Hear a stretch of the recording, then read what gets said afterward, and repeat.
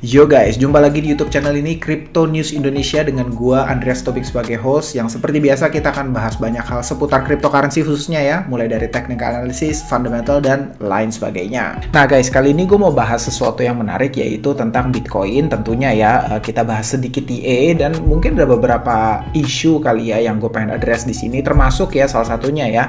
Gue dapat banyak banget pertanyaan gara-gara bikin video di TikTok tentang Bitcoin apakah masih ada kemungkinan untuk crash 50-60% lagi ya. Ini yang bakal gue jelasin juga video ini ya, supaya lebih jelas. Mana tahu kalian emang belum nonton video gue yang gue bikin di awal tahun, nyarinya juga malas, ya udahlah gue bikinin lagi lah buat kalian semua. Oke. Pertama-tama gue mau bahas Bitcoin dulu sebelum gue balik sebelum gue ke topik utamanya yang itu ya. Anyway guys, ya ampun, tiba-tiba apa ini crash. Ini by the way, ini komputer gue nih lagi agak-agak nyebelin nih, suka ngehang dan Oke, jadi langsung aja gue ke chart Bitcoin kali ini ya. Kita bisa lihat sama-sama Bitcoin masih play, menurut gue masih akan berada di range ini ya. Sangat possible retest ke area sini terlebih dahulu sebelum melanjutkan penguatannya ya. Menurut gue ada peluang yang sangat baik. Ini berdasarkan psikologi aja ya, kalau kita lihat pure technical analysis gitu ya. Tapi ya ada satu hal menarik yang gue pengen tunjukin sama kalian. Kalau kita di sini compare Bitcoin dengan gold dan S&P 500 ya. Gue tadi barusan aja ngecek ya. Ini gue ganti jadi line dulu supaya gampang lihatnya. Kalian bisa lihat ini menarik banget nih ya. Kalian bisa lihat Bitcoin ini kan yang biru ya, sedangkan gold ini yang warna orange di sini di bawah ya. Dan S&P 500 ya atau S&P 500 itu yang berwarna aqua lah ya. Oke. Nah, kali ini terjadi fenomena yang menarik ya, di mana Bitcoin dengan gold itu bergerak align ya. Mereka sama-sama naik ya, sedangkan S&P 500 bergerak turun ya. Ini jarang banget nih terjadi kayak gini ya. Biasanya kan jadi gini, ini kalau gue bicara agak makro ya. Jadi kan biasanya kita tahu lah kalau misalnya risk asset ya, kan Bitcoin ini, cryptocurrency ini tergolong ya super high risk asset lah ya. Jadi kasarnya gini, kalau market secara psikologis lagi ingin mengurangi resiko ya, appetite resikonya lagi rendah ya, kita bilang gitu ya. Jadi kan biasanya gitu, kalau misalnya appetite market terhadap resiko itu lagi tinggi ya, maka mereka akan secara aktif melakukan investment ya. Kita bisa lihat S&P 500, Nasdaq gitu ya, saham-saham itu pada naik ya. Karena kenapa? Biasanya lagi ada uang yang di print ya.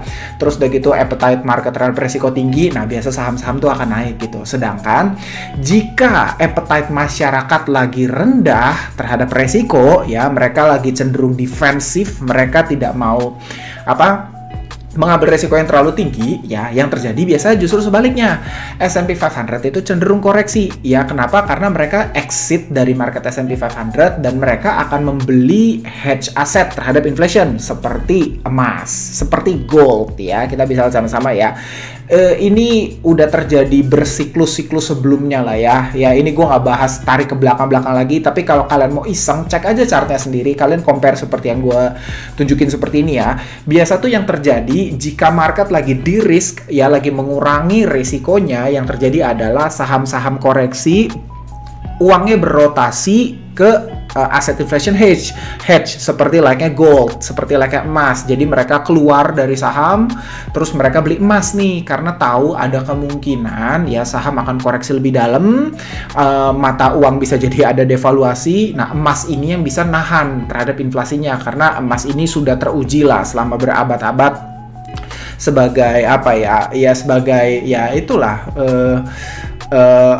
hedge against inflation yang terbaik gitu dari zaman dulu gitu ya. Tapi yang menarik nih ya, kalian lihat sekarang ini ya, gold ya, kalian bisa lihat naik paralel bersamaan dengan emas ya. Ini hal yang menarik banget, dan kalau kalian perhatiin ke belakang, ini belum pernah terjadi sebelumnya ya. Kalau misalnya korelasi antara S&P 500 dengan gold itu sering terjadi ya. Ketika goldnya ketika goldnya turun, S&P 500 berlawanan arah gitu ya. Tapi ini baru kali ini kita bisa ngelihat sama-sama terjadi satu fenomena yang menarik, di mana gold naik bersamaan dengan Bitcoin. Yang artinya apa?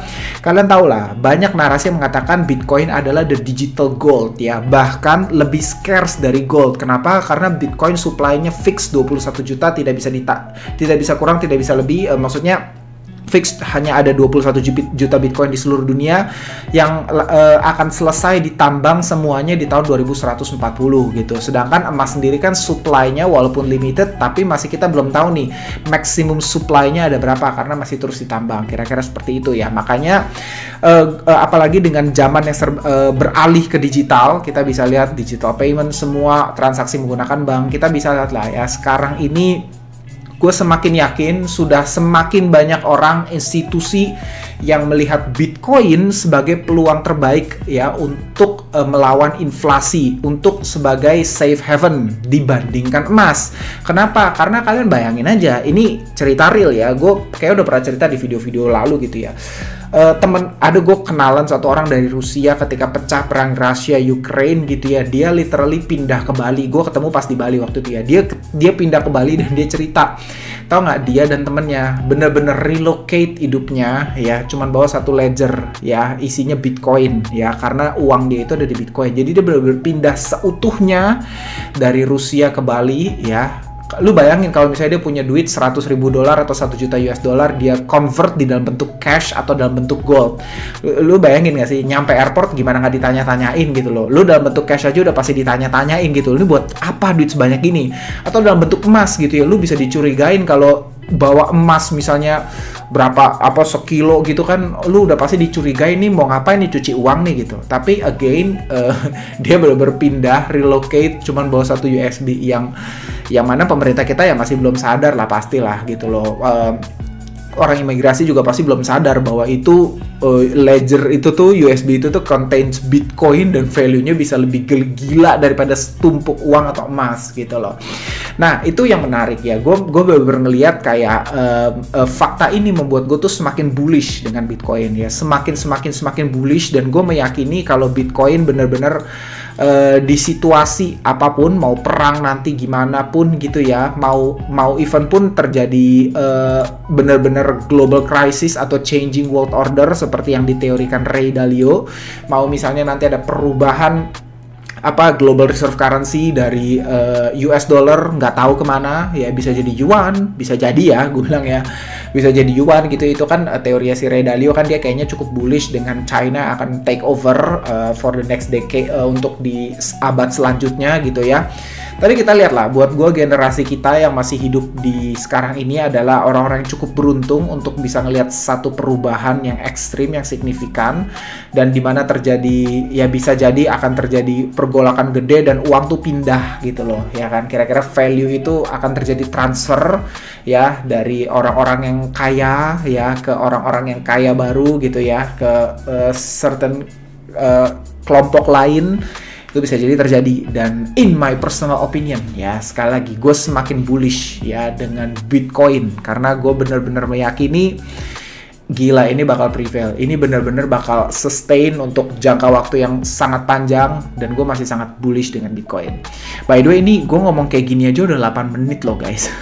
Ya udahlah ya, untuk video tentang kenapa gue bilang 50-60% crash akan terjadi di next video aja ya, tapi gue langsung rekam sekarang, gue upload hari berikutnya. Oke guys, by the way, kalau kalian ada pertanyaan silahkan banget, kalian boleh tulis di kolom komentar, gue akan usahain untuk pay attention dan jawab pertanyaan kalian. Oke guys, see you on next video, bye bye.